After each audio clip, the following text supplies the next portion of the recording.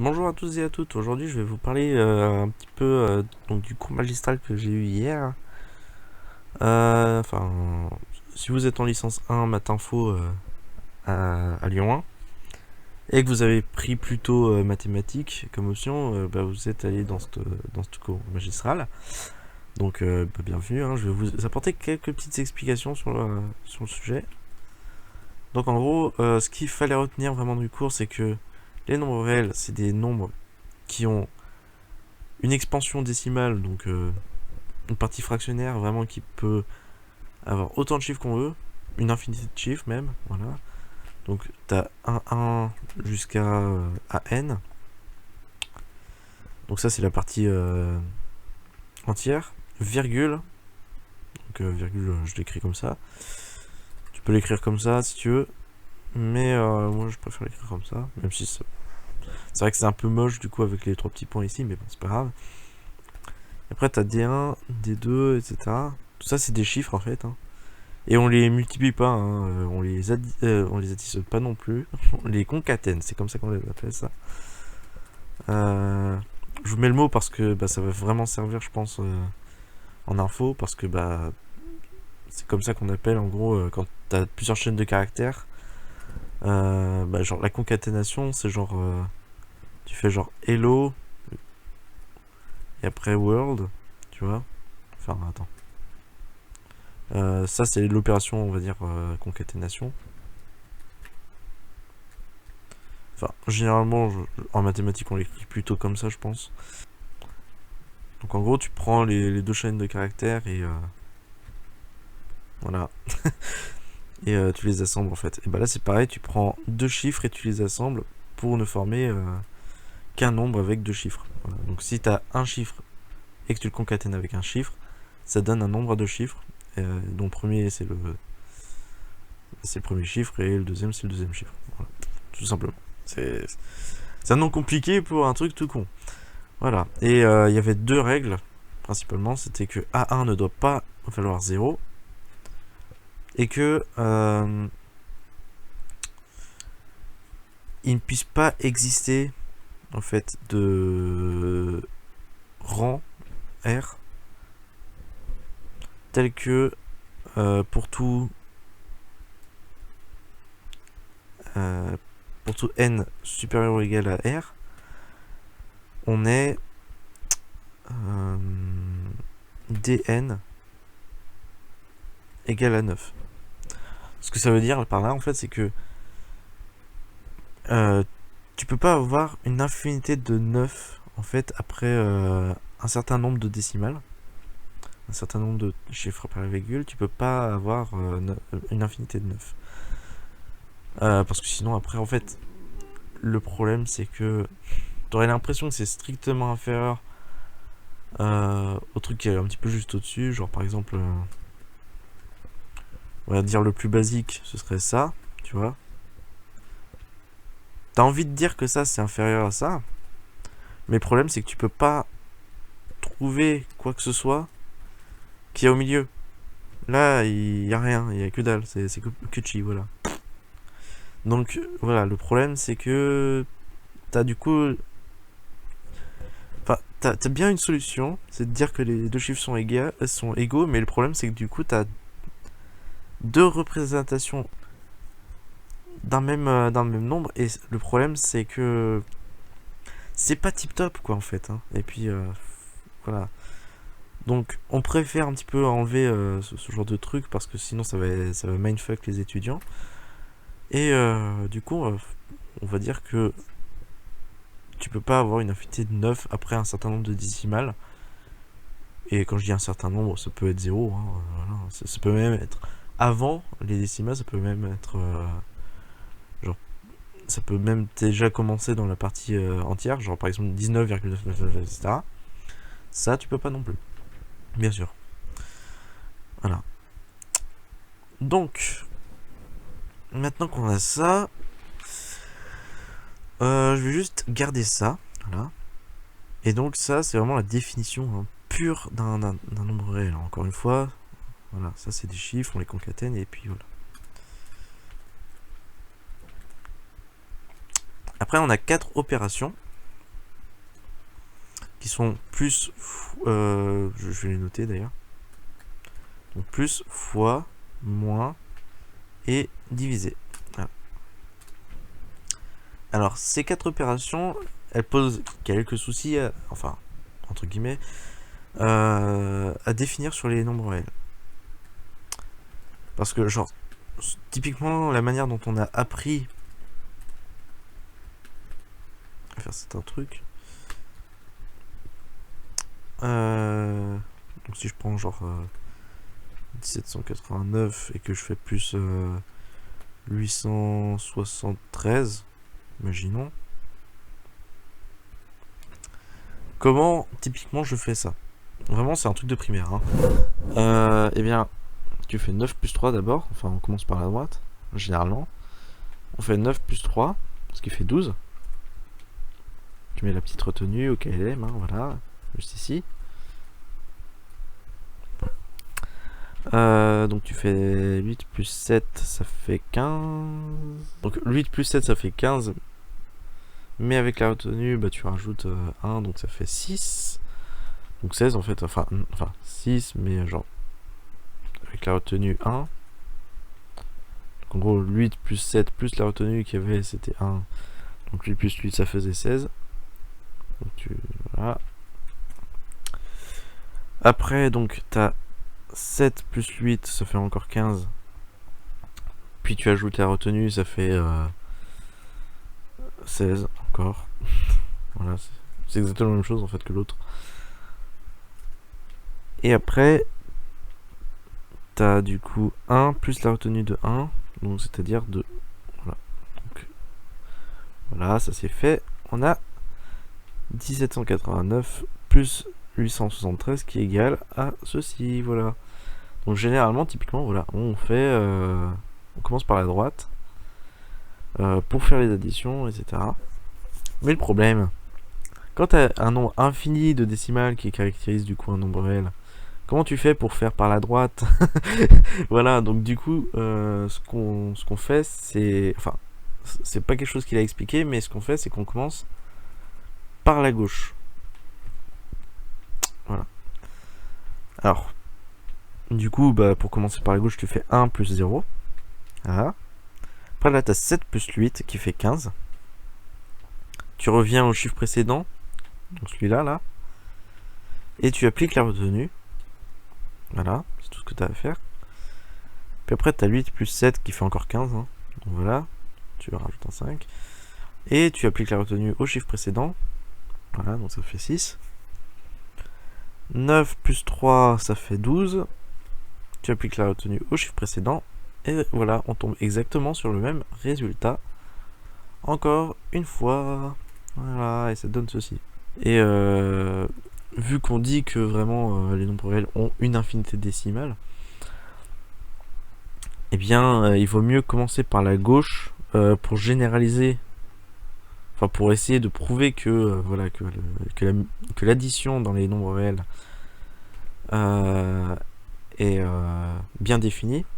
Il vaut mieux commencer par la gauche parce que si tu veux généraliser au nombre réel, tu peux pas commencer par la droite. C'est ça le problème.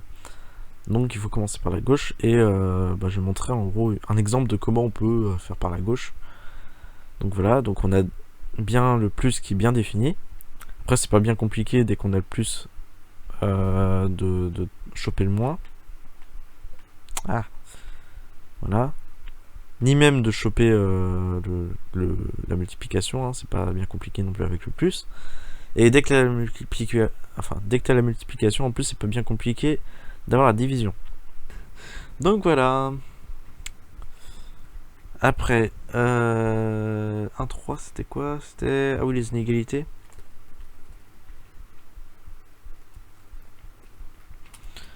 Donc il y avait genre 3 règles. La première règle, c'est qu'en gros les inégalités s'additionnent tant qu'elles sont dans le même sens. C'est-à-dire en gros si t'as x inférieur à y et que t'as a inférieur à b, alors x plus a c'est inférieur à y plus b. Voilà, donc les inégalités s'additionnent encore une fois. Après, la deuxième règle qu'il avait donnée, c'était la loi de transitivité ou de Chasles, mais en fait de Chasles c'est plus pour les vecteurs, pour les intégrales, etc. quand on parle avec des relations comme justement l'égalité, l'inégalité stricte entre guillemets, je sais pas comment vous appelez ça, enfin le égal barré si vous préférez, ou inférieur ou supérieur, etc. C'est ce qu'on appelle des relations en mathématiques, c'est plus compliqué. On appelle ça plutôt une loi de transitivité, voilà, plutôt que de Chasles. Et en gros, ça dit que voilà, les inégalités peuvent s'enchaîner tant qu'elles sont dans le même sens, bien sûr. Donc x inférieur à y et y inférieur à z, ça implique que x est inférieur à z. Et troisièmement, si tu as x inférieur à y, alors soit tu as genre une constante a qui est strictement positive, et dans ce cas-là, tu peux multiplier des deux côtés par a l'inégalité x inférieur à y, et ça gardera le même sens. Donc du coup, x inférieur à y, ça donnera a fois x inférieur à a fois y. Évidemment, ça c'est seulement si tu as a strictement positif. Sinon, si a est strictement négatif, tu as x inférieur à y qui donnera a fois x supérieur à a fois y. Et si a est égal à 0, par contre, bah, je veux dire, des deux côtés, tu auras 0, parce que tu auras 0 fois y et 0 fois x. Et vu que les deux vaudront 0, bah, ça donnera 0 égale 0, tout simplement. Donc ce sera une égalité stricte. Donc ça, c'était les inégalités. Après, tu as les propriétés aussi de la borne supérieure. Alors, il en avait donné quelques-unes, mais vraiment, je vais revenir sur le théorème qu'il avait donné là, sur les majorants, enfin sur l'ensemble des majorants d'une partie de R, qu'on va appeler A. Donc quand on dit une partie, c'est un sous-ensemble, hein, typiquement. Voilà, donc soit A, un sous-ensemble. Donc majorant de, enfin l'ensemble des majorants de A. Le théorème, c'était qu'en gros, soit c'est rien du tout, soit il n'y a pas de majorant du coup, soit il existe un petit m réel, enfin une constante réelle m, tel que bah justement l'ensemble des majorants de A, c'est l'intervalle fermé ouvert m jusqu'à plus l'infini. Voilà. Alors comment est-ce qu'on peut bien prouver cela? Alors ce qu'il faut faire pour prouver ce machin, parce que bah, on aime bien démontrer des trucs hein, en maths, c'est un peu le principe.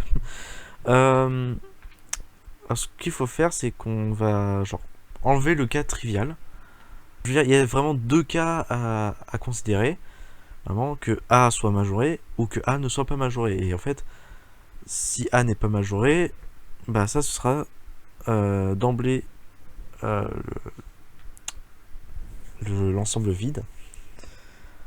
Et puis voilà. Et si tu as donc une majoration de A, enfin si A est majoré, alors là on peut faire un truc un peu plus intéressant. Parce que là c'était vraiment très trivial, hein. C'est-à-dire sans vraiment d'importance. Si tu peux prendre l'ensemble des entiers tels que pour tout élément de A, qu'on va appeler A, hein, sobrement, petit a, donc pour tout petit a qu'il y a dans grand A, eh bien on se retrouve avec A, enfin petit a plus petit que M. Voilà. Plus petit que l'entier qu'on a. Voilà. Donc on prend cet ensemble et on prend le minimum ou l'infimum. Mais pour l'instant c'est la même chose. Mais voilà. Donc pour l'instant on va marquer minimum parce que c'est plus courant. Et donc là on a déjà quelque chose de la forme suivante. Voilà. Donc on a une partie entière. Hein, voilà. Ici. Donc voilà, on a un truc de cette forme, simplement. Et maintenant, ce qu'on va faire, c'est qu'on va multiplier chaque élément de Z, donc chaque entier naturel, casse-toi, par 1 sur 10. Donc c'est-à-dire un dixième, donc on prend les dixièmes d'entier, ce qui nous donne une première décimale. Après, si tu fais 1 sur 100, t'as des 2. T'as la deuxième décimale après la virgule, enfin le deuxième chiffre après la virgule. Et je sais pas si vous avez remarqué, désolé pour la blague, mais bon bref. Quand on fait 10 puissance 1 en fait, ici là, bah on a des 1 parce que ça c'est juste 10, hein, donc c'est 1 sur 10. Donc ça nous donne des 1. Quand on fait 10 puissance 2, donc 100,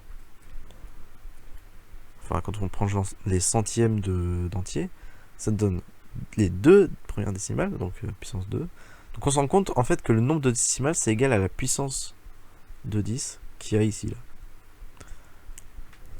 Donc ce qu'on peut écrire c'est que ça là c'est égal à quand on met n ici. Voilà. Et comment est-ce qu'on trouve un nombre réel? Et bah c'est tout con. Tu fais la limite en n plus l'infini. Et là, c'est vraiment là qu'il faut mieux marquer infimum. Mais bon, bref, c'est une petite subtilité. Et après, on se retrouve avec un truc de cette forme, voilà, qui a une infinité de décimales après la virgule.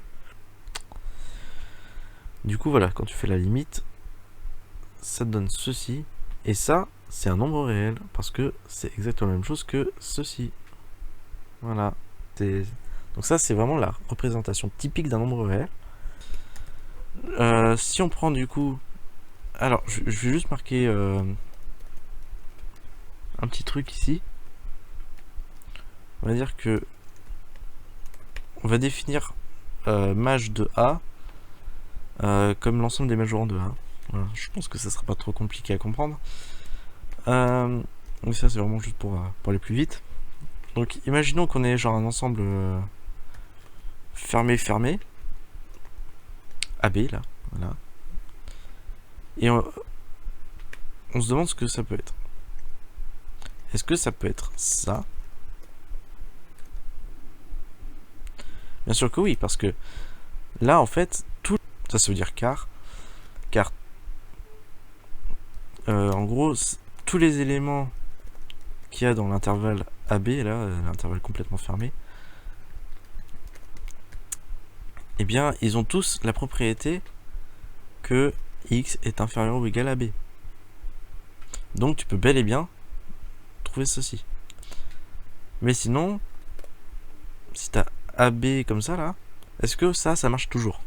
Bien sûr que oui. Parce que, encore une fois, tous les éléments de x, non seulement, enfin, de x dans le fermé-ouvert AB, non seulement ils sont inférieurs ou égaux à B, mais en plus de ça, ils sont tous strictement inférieurs à B. Et il n'existe pas de... comment dire, de constante en dessous de B, telle que justement tout x est inférieur ou égal à cette constante.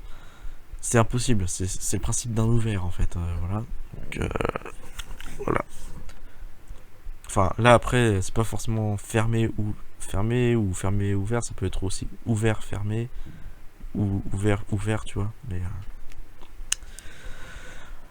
ça, c'est juste quelques petites subtilités, mais bon, on s'en fout en fait un petit peu de ce qu'il y a ici. On pourrait l'écrire genre comme ça, même si c'est vraiment dégueulasse. Mais en soi, ce serait plus accurate. Voilà. Donc, voilà, on a prouvé donc un petit peu genre le machin. Parce que, bah, voilà, on a fait une disjonction de K dans une disjonction de K, c'est cool. Et voilà, c'est QFD. C'était un petit peu le principe de la preuve. J'espère que vous n'avez pas trop. Enfin, ça vous a pas trop mindfuck ou que ce soit. Et après, je sais pas si j'explique bien. Désolé. Et après, genre, t'as As 1,5, la valeur absolue. Mais genre, ça, c'était vraiment dans les 5 dernières minutes de cours. Hein, je vous en voudrais pas si vous n'avez pas entendu. Et personnellement, bah, j'ai juste un truc à dire là-dessus, c'est que cette inégalité-là, qui dit qu'en gros, la valeur absolue des sommes, enfin de la somme, est inférieure ou égale à la somme des valeurs absolues. Ben, cette inégalité-là, c'est ce que l'on appelle l'inégalité triangulaire. Donc si jamais vous voulez l'invoquer sur une copie, parce que croyez-moi, ça va vous être extrêmement utile, surtout en analyse et ce genre de trucs, vous allez vous manger hein, de l'inégalité triangulaire. Donc je vous mets ça comme ça vous vous familiariserez avec le nom. Mais il faut vraiment se familiariser avec ce nom. Comme avec concaténation d'ailleurs, parce que non seulement ça va servir en maths, mais ça va servir aussi et surtout en info, hein, parce que concaténation c'est pas un truc très mathématique. Donc c'est plus informatique hein, qu'on utilise. Donc voilà. Donc voilà, je vous mets juste, je vous remets juste comment ça s'écrit concaténation. Voilà, c'est écrit comme ça. Et voilà, c'est un peu tout ce qu'il y a à savoir sur ce cours. J'espère que je vous ai pas trop perdu, j'espère que j'ai à peu près bien expliqué. Et sur ce, bah, je vous dis à la prochaine.